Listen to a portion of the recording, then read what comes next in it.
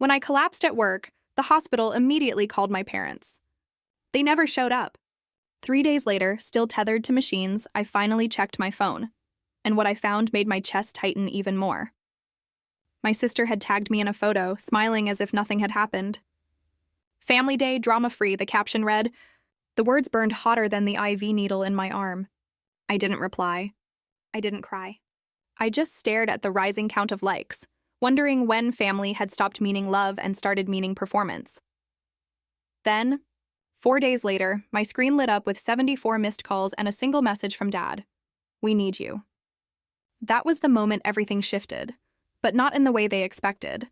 I used to think exhaustion was part of being reliable. At Green Tech, deadlines never ended and projects piled up endlessly. Somehow, I was always the one staying late, the one making it all work. My colleagues called it discipline, but they didn't realize it was survival. Every hour I put in wasn't just for me. It was for the people waiting at home to be rescued once again.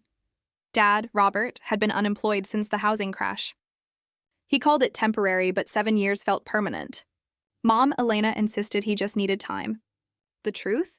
He needed someone else's paycheck, mine. My sister Marissa, the family influencer, was always launching a new venture, a wellness brand, a podcast, a line of scented candles. Each failed faster than the last. My contributions came through quick transfers labeled "Help" or "Just this month."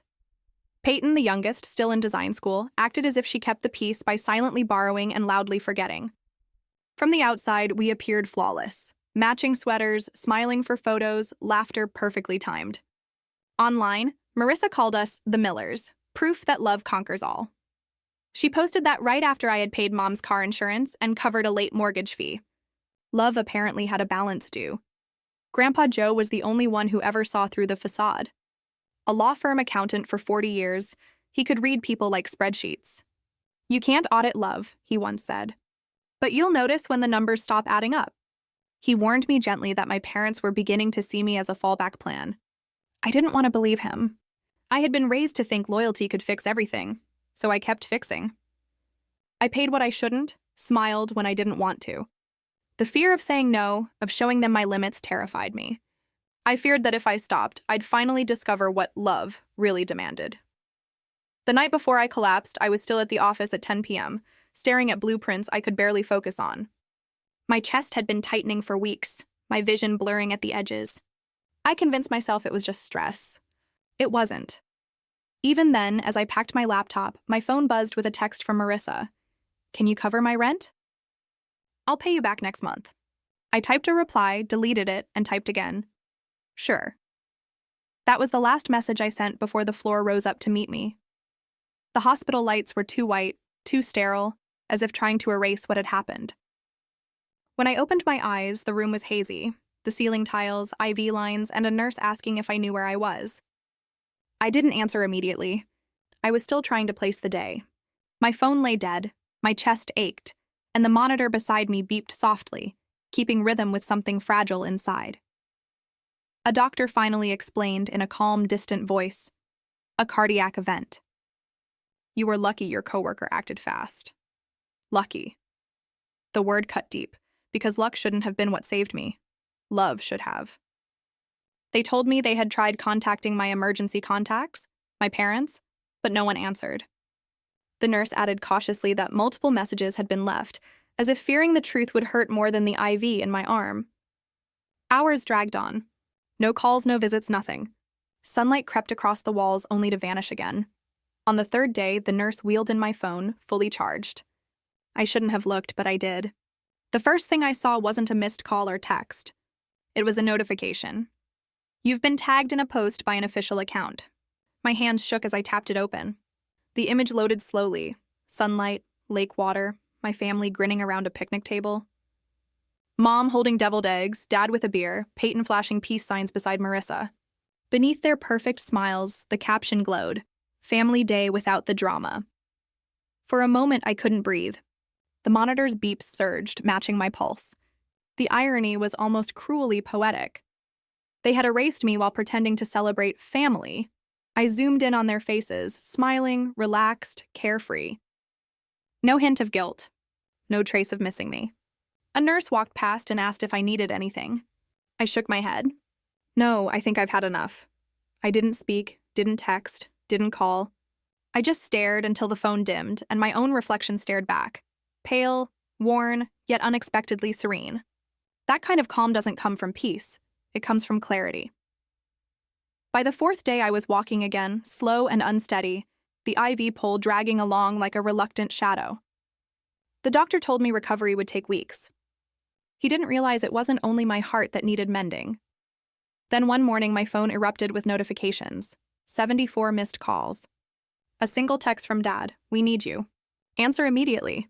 No apology, no concern, just urgency, command, panic. I read it once. Then again. The absurdity almost made me laugh. They had ignored me when I needed them most, and now they were demanding I save them. But I didn't respond. Not this time. Instead, I scrolled to another contact, Grandpa Joe. My thumb hovered over his name, the only one who still represented safety. I pressed call.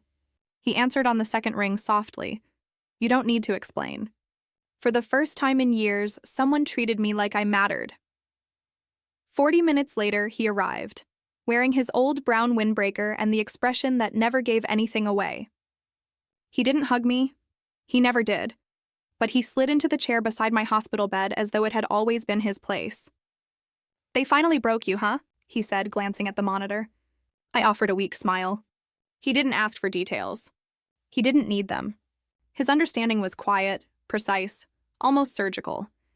He stayed the whole day, coordinating with my nurse and making sure the insurance covered everything. When the billing clerk mentioned a few outstanding payments, he didn't flinch. He pulled out his tablet and started typing. What are you doing? I asked.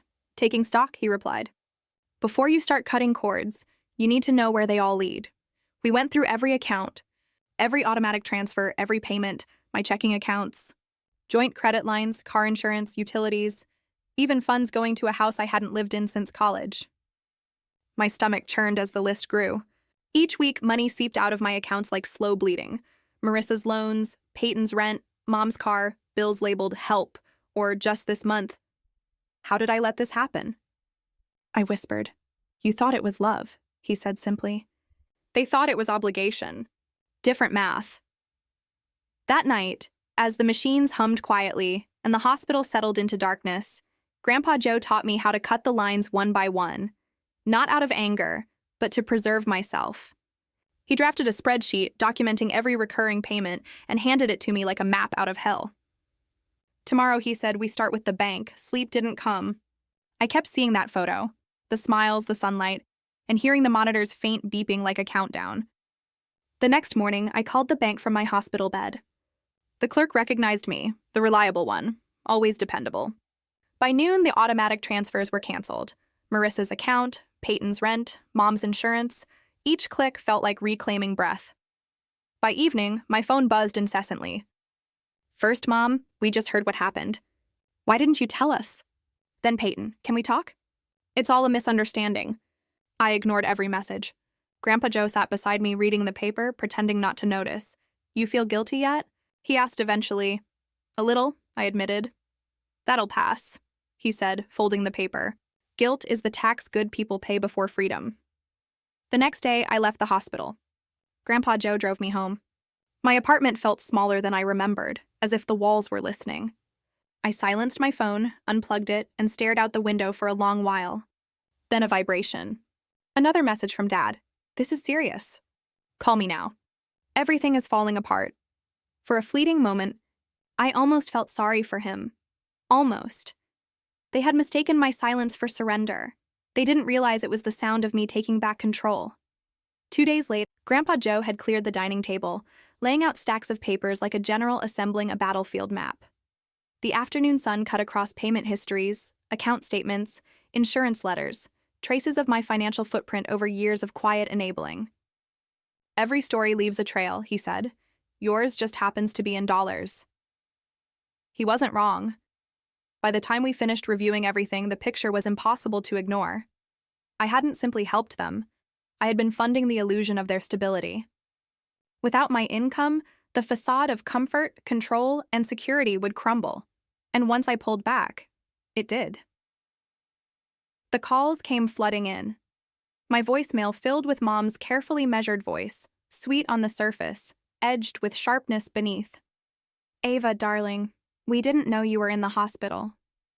Why didn't you tell us sooner? Then, almost a whisper. Your father's worried about the mortgage again. Worried, not sorry. Marissa's text followed. Screenshots of her empty accounts, crying emojis in dramatic abundance, and a single message.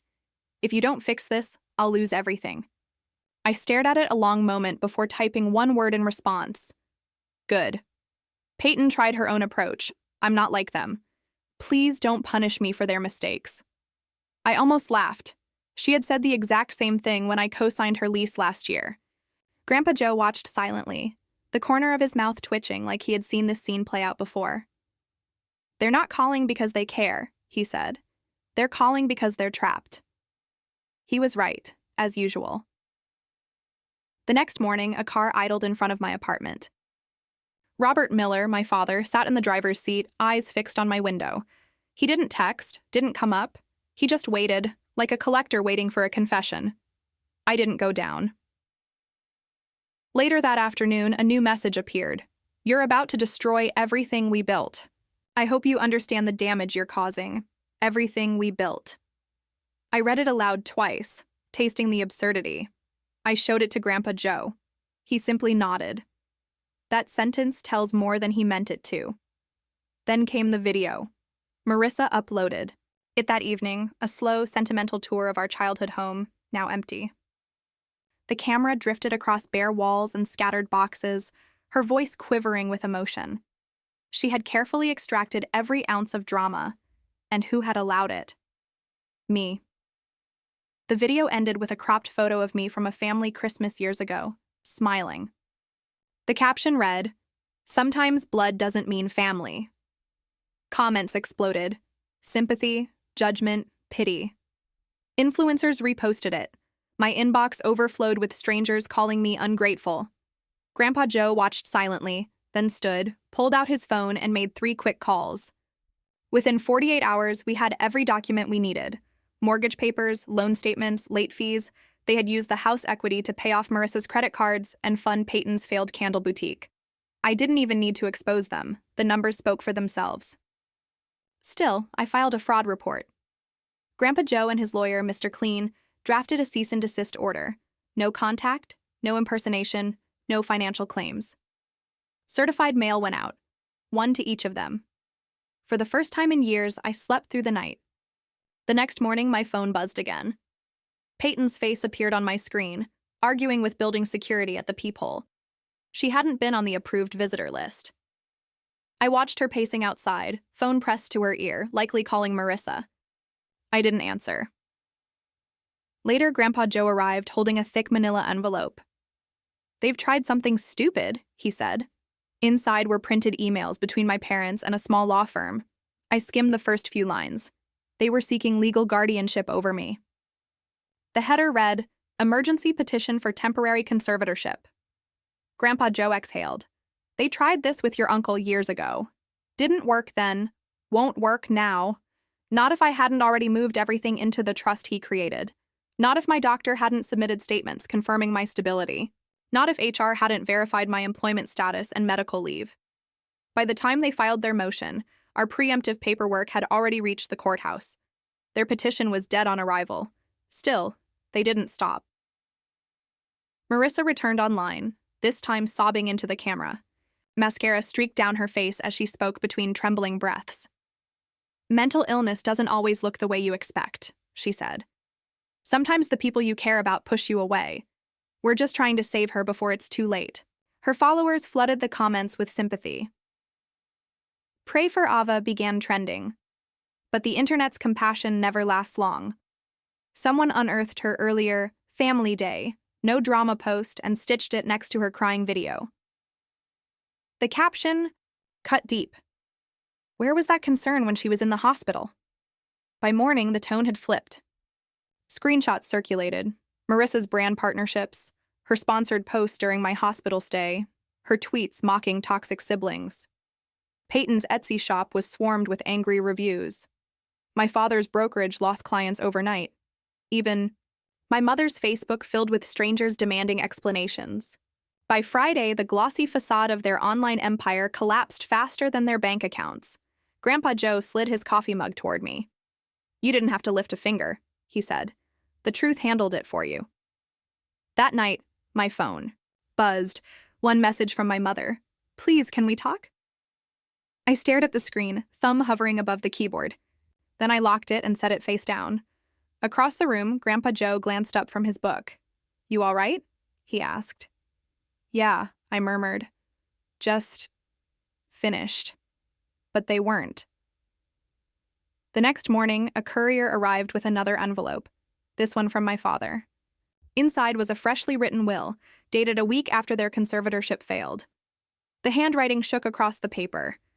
"In the event of my death, all assets shall go to the remaining family who preserve unity. Ava is disinherited until reconciliation." I couldn't help but laugh. The manipulation hadn't changed, it had just learned cursive. I handed it to Grandpa Joe. "They still believe I want something." He gave a faint smile. "They're not used to someone walking away before the money." That evening, I wrote my final reply. Not a text, not a post, but a formal statement through my lawyer. It was brief, legal, and absolute. I waive all rights to the estate and request permanent no contact. I signed it, sealed it, and passed it to Grandpa Joe. "File it Monday," I said. He nodded. "What will you do now?" I glanced toward the rain-smeared window. "Rest," I said softly. "Somewhere quieter." For the first time in years, I meant it. 2 weeks later, the storm clouds finally cleared. We packed the few things I still cared to keep. One suitcase, my laptop, and a handful of photos that still felt mine, and drove east toward Colorado. Grandpa Joe said he wanted to see the mountains again before winter. I didn't argue. I just watched the road unwind until the noise of everything we'd left behind disappeared. The cabin we rented sat near a ridge lined with tall pines. No traffic, no family, just quiet, clean and unbroken. I worked remotely for a small green tech company now. Shorter hours, no pressure. Mornings began with black coffee. Nights ended with the soft scrape of wind against the roof. Sometimes messages still came. A cousin asking what really happened, a stranger who'd seen the old posts. I never replied. Let them believe whatever version comforted them. My truth no longer needed an audience. Grandpa Joe would sit by the window with his newspaper, pretending not to watch me breathe easier. "You did it," he said one morning. "You broke the cycle," I smiled. "It only cost everything," he chuckled. "That's the discount price." He was right. What I gained was worth more than all the apologies, inheritances, and forced family portraits combined. For the first time in my life, I wasn't the caretaker, the peacekeeper, or the daughter who owed anyone anything. I was just Ava, alive, unclaimed, and finally free. I used to think silence meant surrender, that walking away was weakness. Now I know silence can be a choice, a line you draw for your own sanity. It's peace that doesn't need validation. Sometimes they still try to reach me through others, testing if I'll break the quiet. I never do. Some stories don't need new chapters, they just need to end. If you've ever been branded selfish for finally putting yourself first, let this remind you. Choosing peace isn't betrayal.